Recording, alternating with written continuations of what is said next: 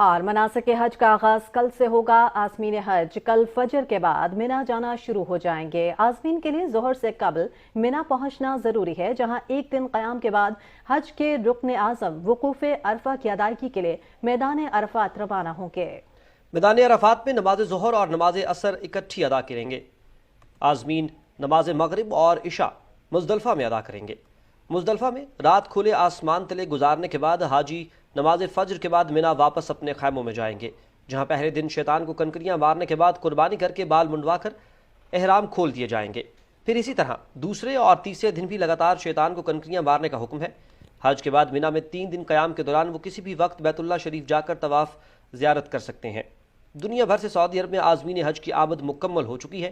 Corona virus کے بعد پہلی بار 10 لاکھ عازمین حج کی سعادت حاصل ہو رہی ہے، جن میں 8.5 لاکھ غیر ملکی شامل ہیں۔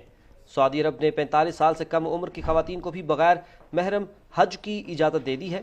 اس سال میدان عرفات مسجد نمرہ سے حج کا خطبہ رابطہ عالم اسلامی کے سیکرٹری جنرل اور دانشور شیخ ڈاکٹر محمد بن عبد الکریم العیسی دیں گے۔